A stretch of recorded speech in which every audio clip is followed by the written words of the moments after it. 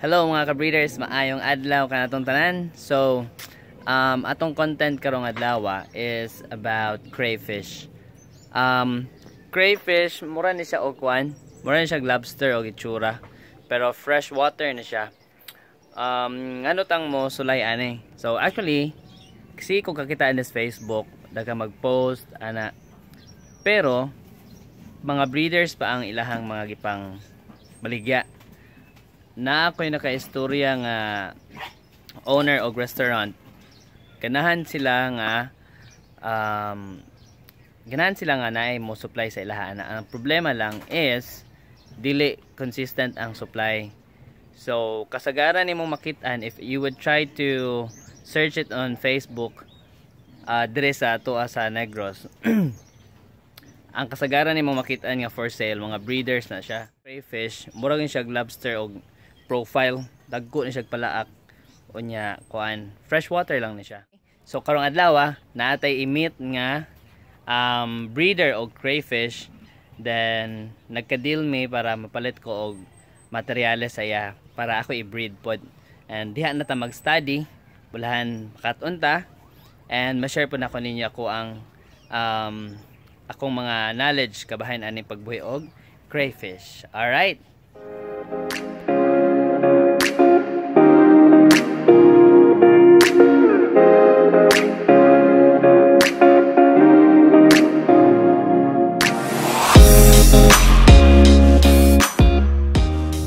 Alright, so since naanapunta sa tanhay, ang amo ang siging buhaton, mangaon og siomay sa among favorite Mr. Marsho. Napunta ta dire sa lugar nga among gisabutan og asa may magkita. Para ato ang seller, breeder Julius na? Oo. Pakapinan tago sa mga craze. Kanay lang. Mga laki na Okay, fire. Kani may ito ang mga males. Okay, wala sila. Dayon, females.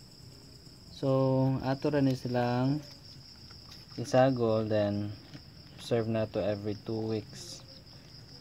If naanay mga itlog para ato nang ilain sila para makapadayon na og pamusa ang iyang itlog.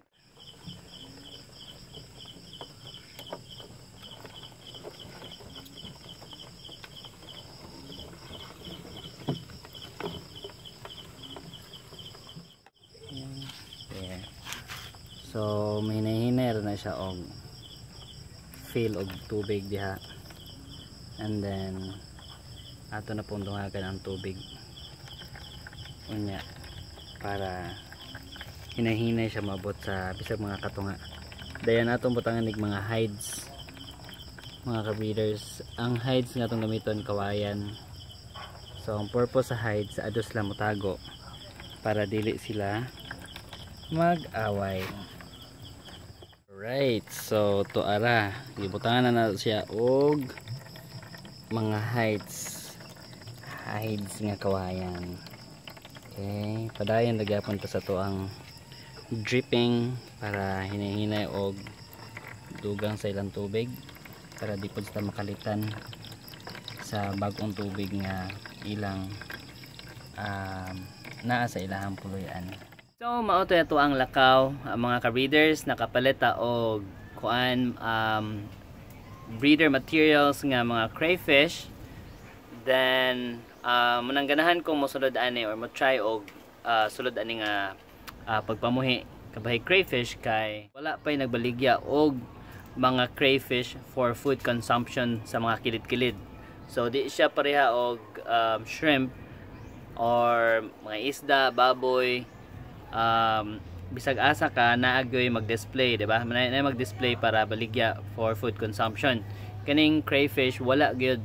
So munang mosulay tag venture ani, mag-breed ta, and if makapadaghan na ta, kung successful ato ang study, ito ang pagtuon, makapadaghan ta and makabaligya tag for food consumption. So muna siya ito ang sulayan. Ano man tungod kay karong panahon na mga breeders pa may mga gipang baligya nila nga mga crayfish, so mahal pa kay ning presyo ani. So kato atong napalit nga crayfish, ang trio ato, that would be from 1,000 to 1,500 per trio. So 1 male, 2 females na siya. Kani ako napalitan, may gani kay maayra po siya, dagat niyang supply, so iya kong gipakapinan.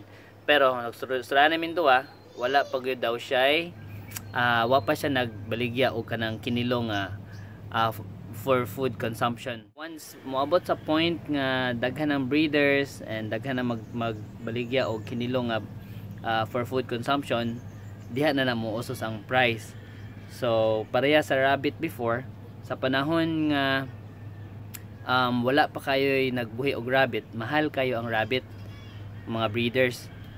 And then niabot sa point nga daghan na kaming nagbreed diri sa Negros, ang presyo sa rabbit is ni os-os ni maba kay taas naman og supply, diba? So hantod niabot ang pandemic dito ni hinay kay ang demand is nagkahinay, hantod nga hinay na jud siya kayo, and daghan ming suppliers, daghan ming breeders. So niabot sa punto nga among gi-close amo ang rabbitry.